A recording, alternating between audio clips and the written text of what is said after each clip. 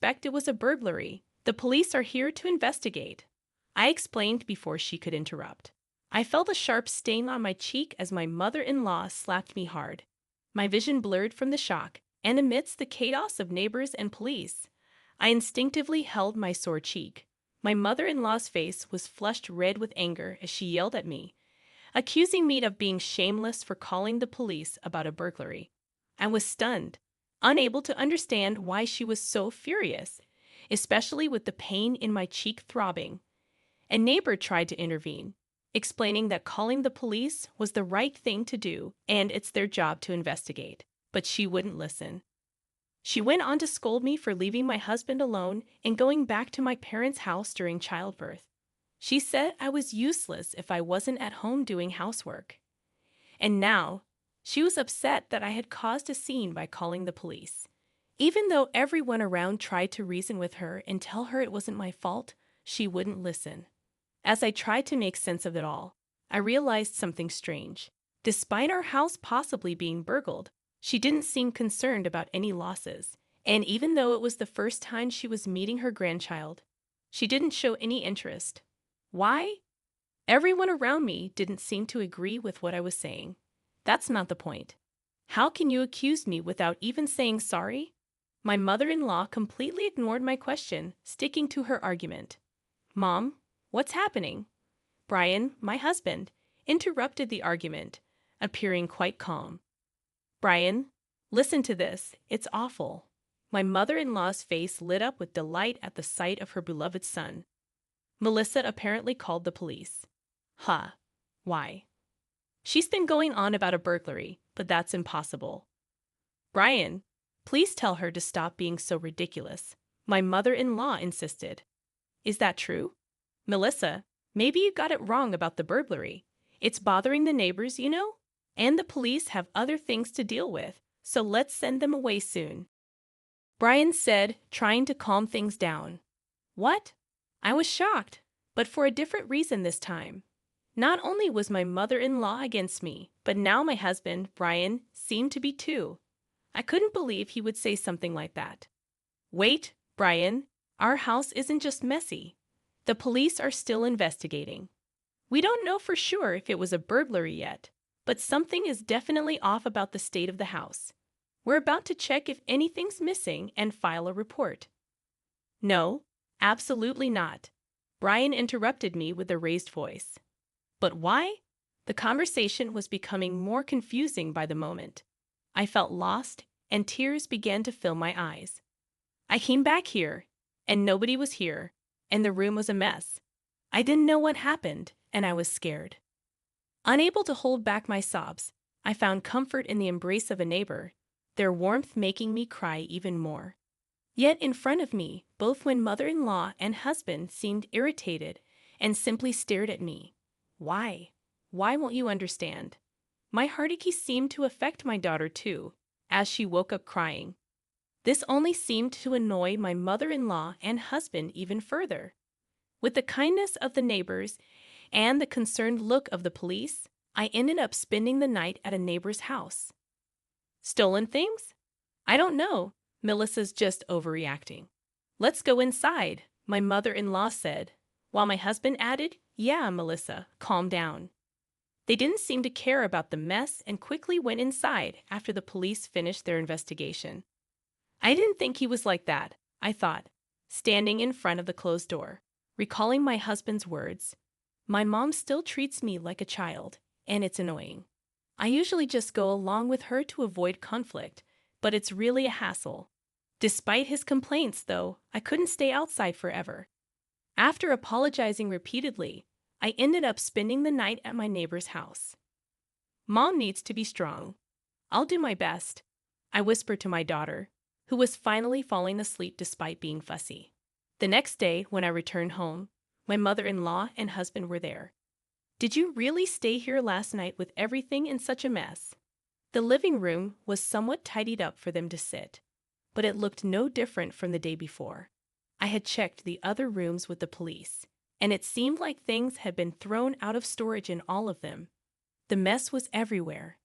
Despite always complaining about my cleaning, my mother-in-law had stayed in the house in that condition. And she hadn't lifted a finger to clean up. She just sat there, looking unhappy. What do you mean? Did you really? I felt sorry for Brian, who was abandoned by his wife, so I couldn't go home. Her words hit me, and I responded, "It's not that I left. It's that you didn't listen to what I was saying." What? How dare you speak like that?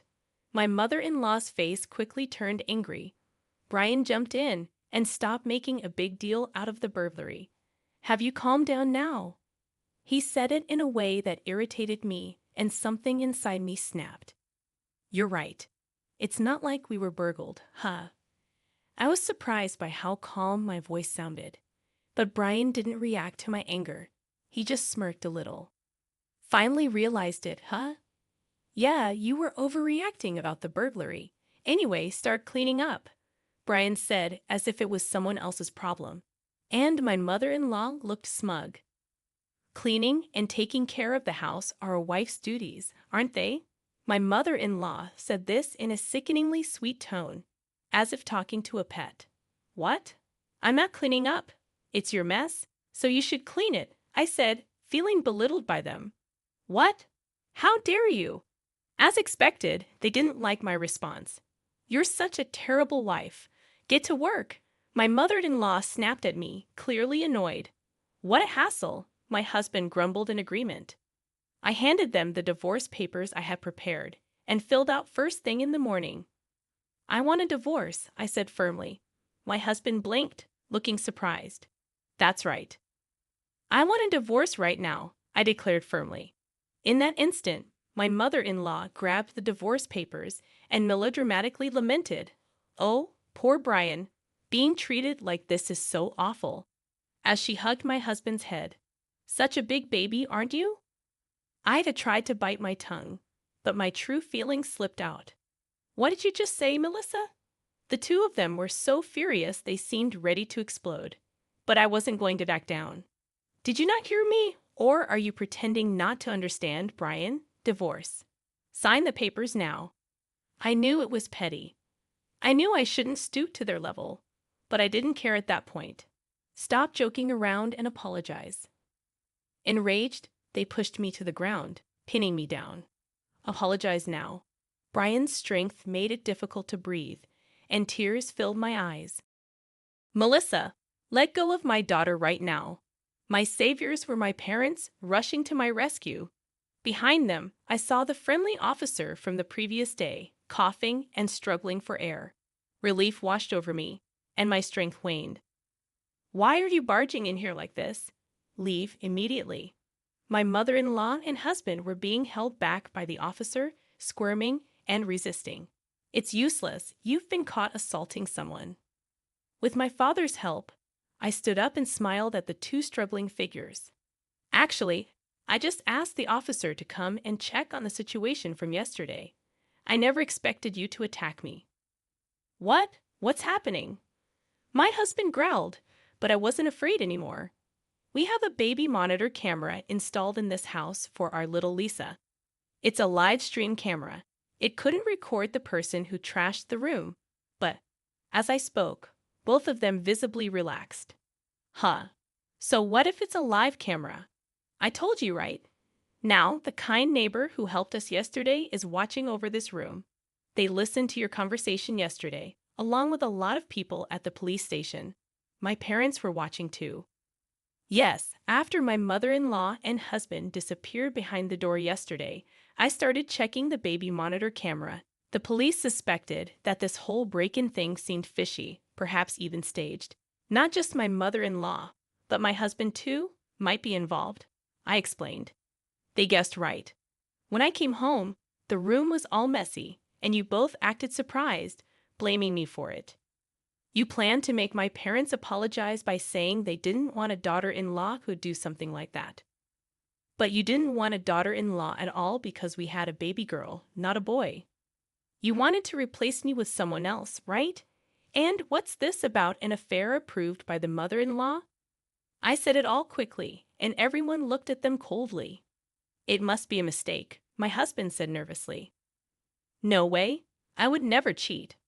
Melissa, do you still have more to say? This nonsense. Stop.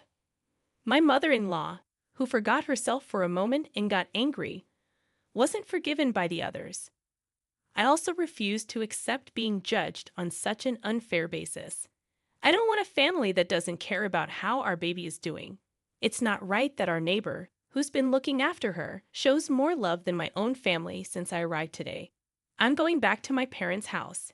And yes, I'll file for divorce and fight for custody of our daughter. It seems that's what you all wanted. No, wait a minute, not to the police station. I don't want to go. Let go, I don't want to. Both of them caused a scene as the police took them away. Afterward, my mother-in-law and husband became infamous in the neighborhood, and not in a good way. They tried to make things right by offering me a divorce settlement, but it didn't help. The rumors had already spread. No matter how much they insisted they paid me, no one believed them. I returned to my parents' house and am raising my daughter with their help. Through a friend's recommendation, I found a job nearby. It's not easy, and I have my worries, but when I see my daughter's smiling face, I feel determined to do my best. I'll work hard to raise Lisa well, making sure she doesn't turn out like her father.